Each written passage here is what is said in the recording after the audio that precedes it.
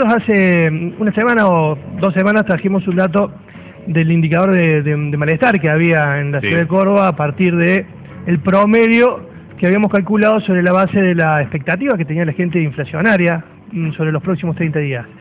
Y obviamente la idea en ese momento era, o el dato era que si bien había un dato racional que lo ubicaba entre el 28 y el 30%, también había un dato emocional compuesto por elementos emocionales, que era el promedio, que llevaba este dato al 43%. Obviamente no es un dato racional, sino que tiene un estado de ánimo que tiene que ver con incertidumbre.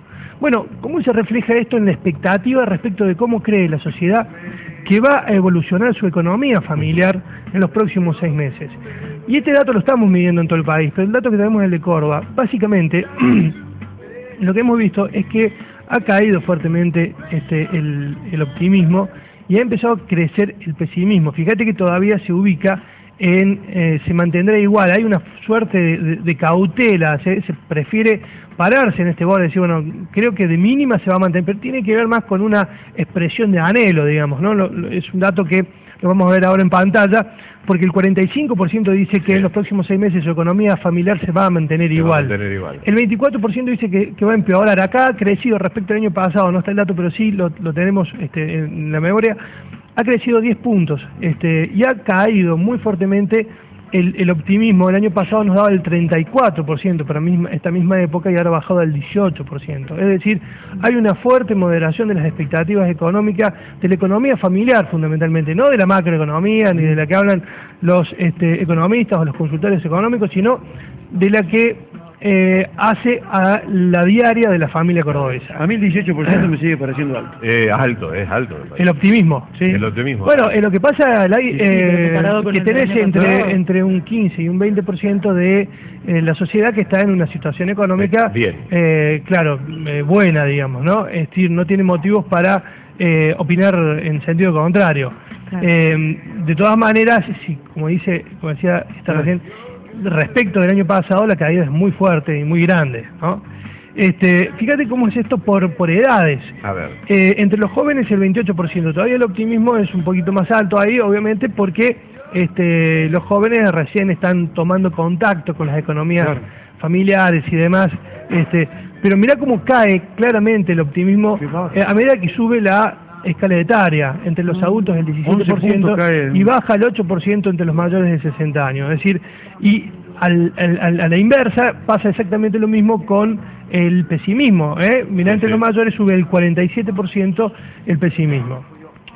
¿Por qué traemos este dato, Lavi? Porque en realidad la gente construye también su conducta de consumo, su comportamiento económico sobre la base de lo que cree que va a pasar en los próximos meses. Esta moderación obviamente hace suponer que también va a haber, se va a trasladar a la moderación a la actividad comercial, que ya se está viendo, ya se está sintiendo, digamos, en muchos rubros de la actividad económica argentina. Fíjate por clases sociales. El 17% de la clase alta, el 19% de la clase media y el 14% de la clase baja. Es decir, en la clase media, fíjate que hay un pico, fundamentalmente porque la expectativa está en la necesidad de que se mantenga. Son los sectores más tensionados, siempre lo decimos a esto.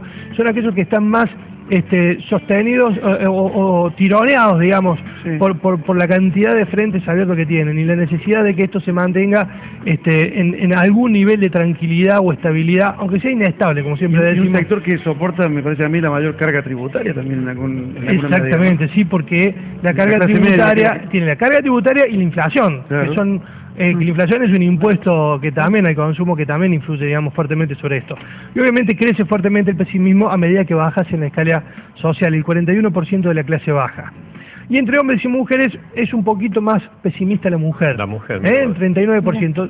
Naturalmente es así también porque es la que va a hacer la que está más relacionada a la economía diaria de las familias. Entonces, naturalmente, lógicamente también hace que esto sea de esta manera. En la síntesis, el mayor pesimismo donde se identifica entre las mujeres mayores de 65 años de clase baja. Es muy parecido también al perfil que nos había arrojado esta incertidumbre que habíamos encontrado en el estudio que trajimos la semana pasada. Bueno, muy bien. En la síntesis, mujeres mayores de 65 de clase baja. Sí. Y la conclusión es que sin duda que esto es lo que está de alguna manera trasladándose también a la actividad económica, particularmente en la ciudad de Córdoba. Gracias, Luis. Nos vemos ahí. Muy amable, que tenga suerte en el clásico.